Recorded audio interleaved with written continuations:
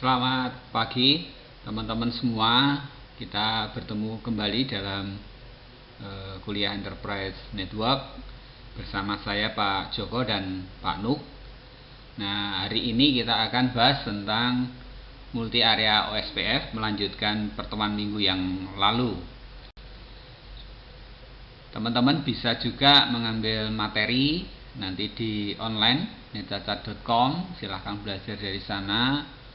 Kemudian minggu ini akan dibuka ujian online chapter 9, dipersilahkan untuk akses masing-masing. Kuliah kita hari ini ada tujuan pembahasan dan ada dua bagian utama yang kita akan pelajari. Yang pertama adalah operasional multi area OSPF. Kemudian yang kedua implementasi multi area OSPF.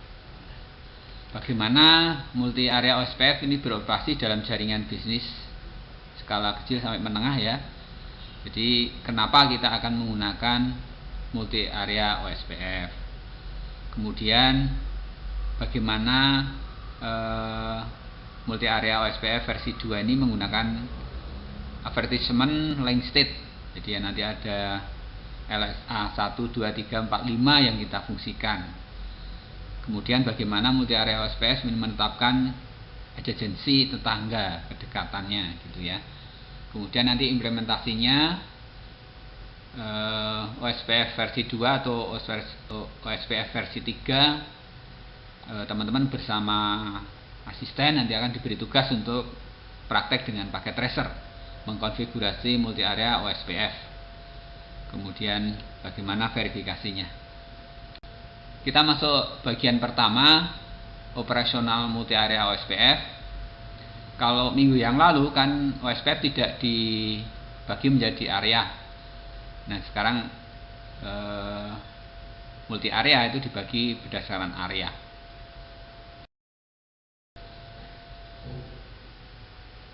Nah dulu single area OSPF itu ada beberapa permasalahan.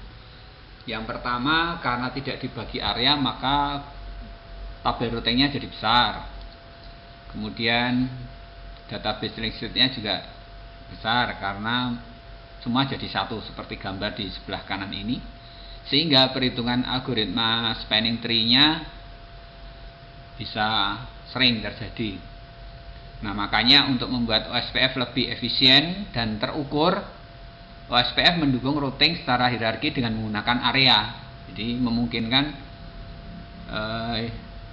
hierarki itu di wilayah-wilayahkan, diareakan begitu, sehingga nanti tabel routing, database link state-nya, juga prosesnya algoritma OSPF akan semakin efisien karena areanya diperkecil seperti itu.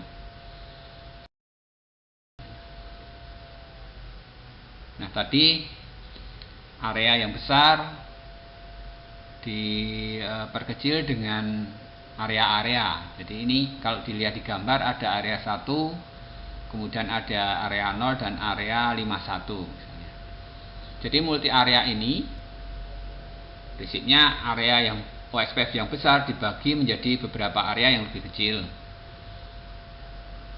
Akibatnya mengurangi beban pemrosesan dan memori, dan kita perlu menyusun topologi secara hierarki dibagi area-area, bisa berdasarkan area gedungnya atau berdasarkan fungsinya begitu, nggak masalah. Yang penting area utama adalah area backbone yang disebut dengan area 0, gambarnya kuning gitu ya. Jadi area-area yang lain itu akan terhubung sentralnya di area 0. Nah keuntungan multi area OSPF ini, tabel routingnya jadi lebih kecil karena areanya semakin kecil. Kemudian masuk tabel routingnya juga lebih sedikit karena alamat jaringannya juga diringkas pakai summarize antar area. Jadi area 1 di auto summarization, area 51 juga misalnya di auto summarization, maka lebih kecil kan ya. Jadi tabelnya routingnya akan lebih kecil sehingga mengurangi beban update link state. Link state-nya pun juga bebannya dikurangi, kemudian juga mengurangi frekuensi perhitungan algoritma SPF tadi. Yaitu keuntungan multi area OSPF. Dalam topologi ini OSPF secara hierarki dibagi menjadi dua, yaitu area 1 dan area 51 ya. Multi area OSPF diimplementasikan secara hierarki itu ya, seperti di gambar. Area backbone sering disebut juga dengan transit.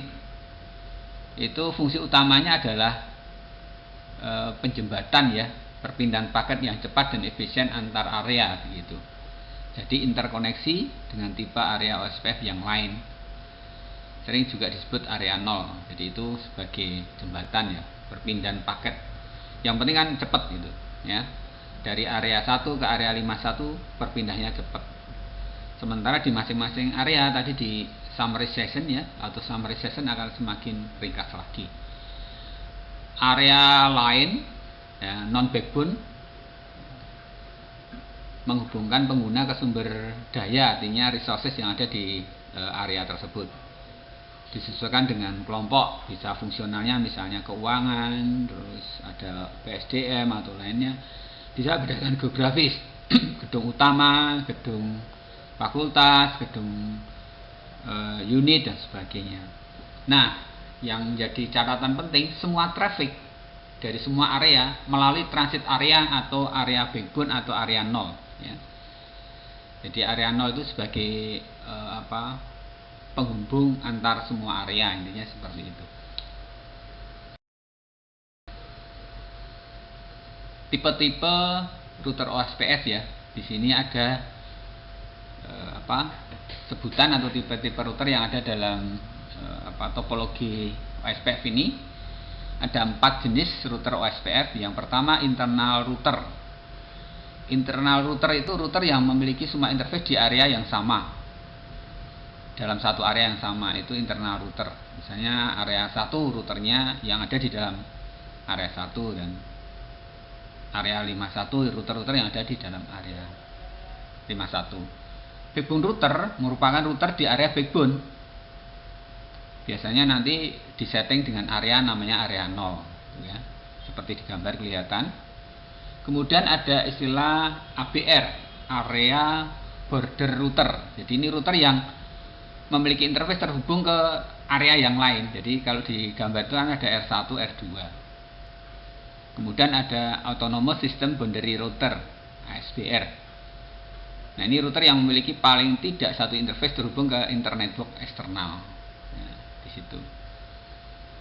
Baik. Jadi router dapat diklasifikasikan lebih dari satu tipe. Contohnya ya tadi ada yang jadi ABR sekaligus jadi ASBR gitu. Karena dia terhubung ke interface di area yang lain, beberapa area yang lain. Oke, jadi itu internal router, backbone router, ABR dan ASBR. Kemudian kita akan belajar bersama memahami tentang tipe-tipe LSA OSPF ya. Link State Advertisement ya, LSA, Link State Advertisement. Dari secara teori ada 11, tapi yang digunakan dalam keterangan saat ini di OSPF yang multi area yang kita itu pakainya yang LSA tipe 1, 2, 3, 4 dan 5. Jadi LSA sendiri secara individu bertindak sebagai catatan atau record basis data dan memberikan rincian jaringan OSPF tertentu. Nah, kombinasi LSA menggambarkan keseluruhan topologi. Jadi ada LSA yang router network summarize AS ya, itu kombinasi sesuai dengan topologi atau area OSPF-nya. Nah, setiap implementasi multi area OSPF harus mendukung 5 ini. Jadi setiap implementasi multi area mendukung kelimanya ini ya, LSA tipe 1, 2, 3, 4 dan 5. Kita bahas satu persatu. OSPF LSA tipe 1 itu fungsinya dia kalau di area 0 ya, itu router mengiklankan advertise linknya yang terhubung langsung dengan OSPF dalam LSA tipe 1 itu di area manapun dia sebagai advertise link ya, mengiklankan link. Itu tipe 1 di area 0, area 2, area 1. Itu LSA tipe 1 berfungsi untuk mengiklankan atau advertise link. LSA tipe 1 disebut juga sebagai entry link router. LSA tipe 1 hanya dikirim ke semua di dalam area asalnya. Jadi mempelajari area asalnya. ABR mengiklankan jaringan yang dipelajari LSA tipe 1 ke area lain sebagai LSA tipe 3 nantinya ya. Jadi ID-Link LSA tipe 1 menggunakan ID router asli, router asal gitu. Nah, itu LSA tipe 1 yang fungsinya untuk mengiklankan advertise link, jadi menawarkan linknya ke tetangga-tetangga. Kemudian LSA OSPF tipe 2 memiliki karakteristik yang pertama, terdapat pada jaringan multi akses dan non broadcast multi akses NBMA ya. Jadi LSA tipe 2 itu ada di jaringan yang multi akses dan non broadcast multi akses, berisi ID router dan alamat IP dari DR Designated Route bersama dengan ID router dari semua router lain di segmen multi akses. Fungsinya LSA tipe 2 memberikan informasi router lain tentang jaringan multi akses dalam area yang sama. Jadi itu hanya beroperasi di dalam satu area, tidak diteruskan ke luar area. Sering disebut juga entry link jaringan. Link state ID-nya dengan menggunakan ID router dari DR yang ditentukan di situ. Ya. Contohnya kalau di dalam topologi itu yang jadi DR-nya adalah area 0 dan area 1.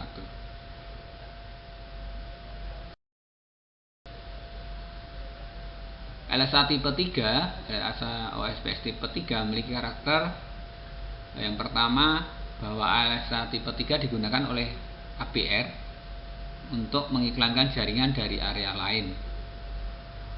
Itu. Kemudian ABR membuat LSA tipe 3 untuk masing-masing jaringan OSPF yang dipelajari. Jadi setiap masing-masing LSA tipe 3 berfungsi untuk mempelajari. Kemudian kalau sudah siap, dia akan menflood. Jadi ABR menflood LSA tipe 3 dari satu area ke area yang lain. Jadi komunikasi antar area untuk LSA tipe 3. Kemudian untuk mengurangi dampak flooding dalam penyebaran OSPF yang besar, maka biasanya kita tahu dengan cara membuat route summarization. Nah, ini direkomendasikan di ABR. Jadi setiap area itu di route summarization sehingga hanya satu yang keluar, ID link state disetting ke alamat jaringan. Ya. Nah, itu untuk LSA tipe 3 fungsi utamanya adalah memflood penyebaran OSPF yang besar ke route summarization antar area.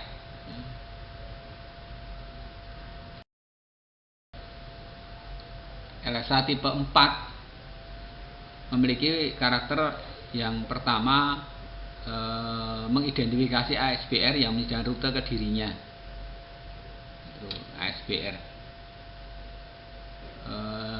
Tipe 4, LSA tipe 4 dihasilkan oleh ABR hanya ketika ASBR ada di dalam area tersebut. LSA tipe 4 kemudian menflood ke area lain oleh ABR. ID link yang digunakan disetting ID router ASBR. Itu ya. Jadi mengirim advertisement ke area yang lain di generate oleh ABR. OSPF LSA tipe 5 memiliki karakter yang pertama, mengiklankan atau advertise rute eksternal. Rute eksternal yang di advertise, ya, dikirimkan, dikenalkan begitu. Dan juga disebut sebagai entry LSA eksternal. Entry LSA eksternal. LSA tipe 5 berasal dari SBR dan menflood ke semua domain routing. ID-link yang digunakan adalah alamat jaringan eksternal, jaringan yang di luar, di area luar. Itu LSA, tipe-tipe LSA di dalam OSPF. Nah, kita akan lanjut dengan mempelajari tipe routes dan tabel routing. Rute OSPF dalam tabel routing EPv4 diidentifikasi menggunakan deskripsi sebagai berikut. Jadi ditunjukkan dengan simbol O. O itu tabel routing yang mencerminkan informasi link state dengan destination O, yang berarti rute tersebut adalah intra. Di O, rute yang di intra area. Kemudian OIA itu merupakan summary link state advertisement, jadi summary LSA yang di tabel routing ya, sebagai inter area, rute inter area. Kemudian OE1 atau OE2 itu menunjukkan LSA eksternal yang muncul di tabel routing. Jadi LSA eksternal yang ada di tabel routing ditandai sebagai rute, misalnya tipe 1 E1 eksternal atau tipe 2 E2 eksternal. Nah, ini yang ada di informasi yang ada di tabel routing. Anda bisa melihat dengan show IP route, lalu ada muncul tanda O, OIA atau OEI, OE1 atau OE2 seperti itu.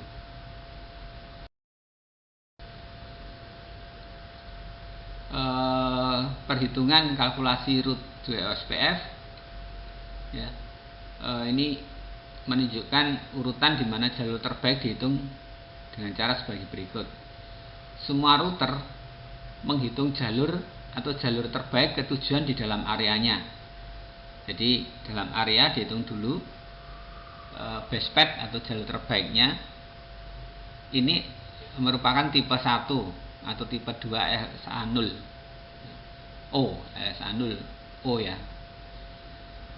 Semua router menghitung jalur terbaik dan atau jalur ke area lain dalam internet network. Itu tipe 3 LSA OIA.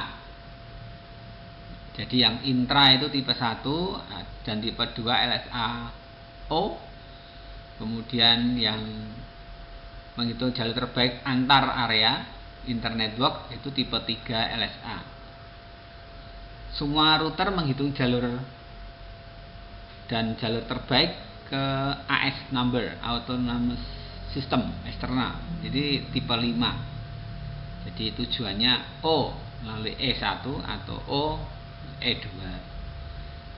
Jadi itu adalah penghitungan kalkulasi route di dalam OSPF. Ya. Ada yang intra area itu tipe 1, tipe 2 LSA O. Ada base path inter area atau inter network, maka tipe 3 LSA simbolnya OIA. Kemudian base path jalur terbaik untuk keluar ke autonomous system eksternal itu termasuk tipe 5 OE1 atau OE2. Nah, teman-teman, kita akan masuk ke konfigurasi multi area OSPF. Saya pikir nanti konfigurasi ini akan banyak belajar dari tugas yang diberikan oleh asisten ya, Mas Ponang Sagat ya.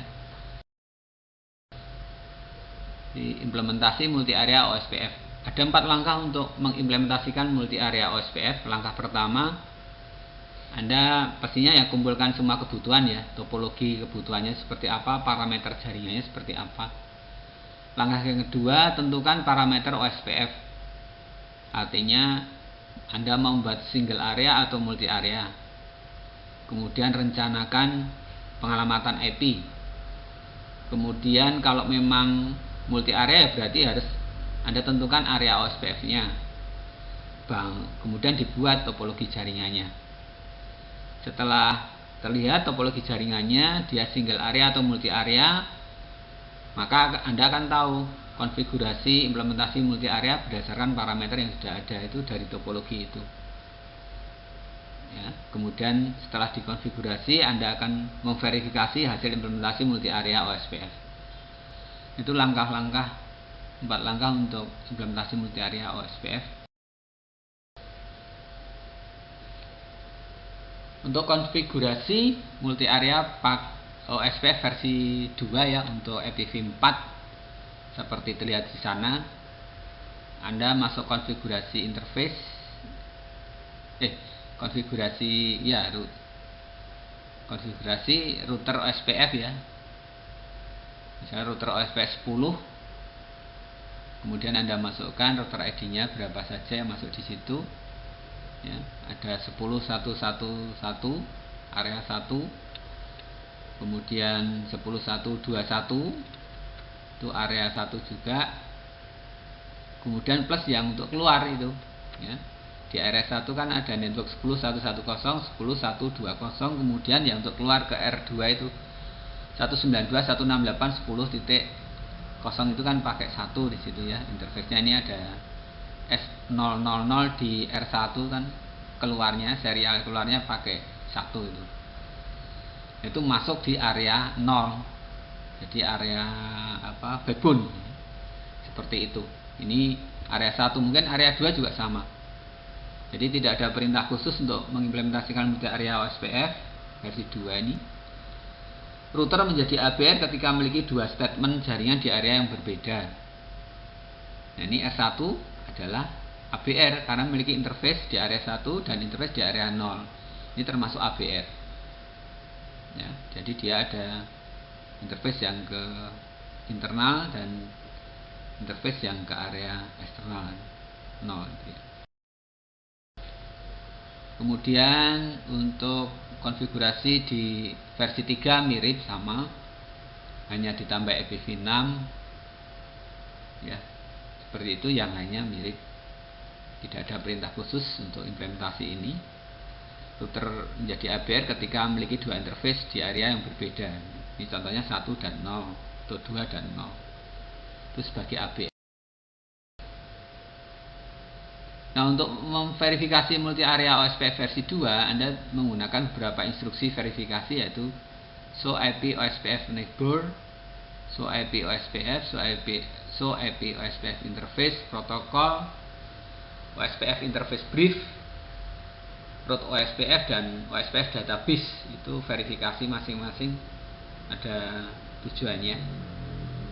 Jadi untuk memverifikasi sama untuk EPV 4 atau 6 mirip ya, hanya tinggal diberi EPV 6 gitu aja kalau yang versi 6 ya. Kalau 4 hanya show IP. Nah, ini verifikasi yang pertama, show IP protokol untuk memverifikasi status OSPF-nya. Seperti gambar kelihatan ya, routing for networknya area 1, area 0, dan kelihatan semuanya. Daftar protokol routing yang dikonfigurasi pada router, jumlah areanya ada berapa, ID routernya, dan jaringan yang termasuk dalam protokol routing. Itu misalnya ada yang area border router, ada router information source ya, ada routing untuk networknya ya. Gunakan show IP OSPF interface brief yang di bawah itu untuk menampilkan informasi terkait OSPF versi 2 untuk interface aktifnya. Jadi itu interface yang aktif, ada cost, state, neighbor ya. Jadi nanti Anda bisa coba dengan paket tracer untuk mencoba verifikasinya ini.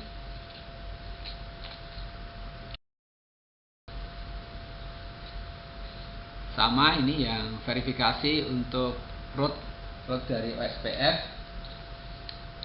Teman-teman bisa pakai show IP root OSPF begitu. Gunakan instruksi show IP OSPF root OSPF untuk verifikasi konfigurasi multi areanya tadi. O atau 0 ini ya, 0 O merepresentasikan rute OSPF versi 2 dan IA-nya merepresentasikan inter area. Jadi itu O-nya OSPF, IA-nya itu inter area. Berarti bahwa rute tersebut berasal dari daerah lain. Yang tanpa IA itu internal area. Kalau yang ada IA-nya itu inter area. Intra area itu yang di dalam, inter itu yang ada IA-nya. Kemudian gunakan juga EPI OSPF database untuk memverifikasi isi atau konten dari LSDB, Link State Database LSDB. Jadi nanti kelihatan di situ apa saja yang terdaftar di database-nya. Ada link ID, itu berdasarkan network ya. Kemudian router ADF routernya dan seterusnya begitu ya. Nah, untuk verifikasi multi area OSPF versi 3 mirip sih ya, hanya ditambah EPV versi 6 gitu aja. Lainnya sepertinya sama dan teman-teman bisa coba dengan paket tracer. Nah, demikian kuliah kita teman-teman. Untuk selanjutnya nanti akan ada tugas yang diberikan oleh asisten untuk kita belajar konfigurasi multi area OSPF versi 2 atau 3 atau hanya versi 2 saja. Anda bisa praktekkan ya. Kemudian mengkonfigurasinya. Ya, demikian teman-teman kuliah kita, sampai ke kesimpulan bahwa multi area OSPF bisa diterapkan untuk bisnis kecil sampai menengah. Multi area berfungsi untuk mengoptimalkan routingnya ya. Jadi dibuat area semakin kecil semakin efisien, algoritma SPF-nya juga semakin optimal karena areanya semakin kecil. Beberapa istilah dalam kuliah kita ada internal router, backbone router, autonomous system boundary router, kemudian ada route distribution, jadi di route-nya disebut beberapa tipe LSA, Link State Advertisement tipe 1, 2, 3, 4, dan 5. Kira-kira itu yang bisa saya sampaikan. Terima kasih, salam sehat, Tuhan memberkati. Sampai ketemu di minggu yang berikutnya. Jika ada pertanyaan dan kekurangan dalam saya menyampaikan bisa didiskusikan lebih lanjut. Terima kasih.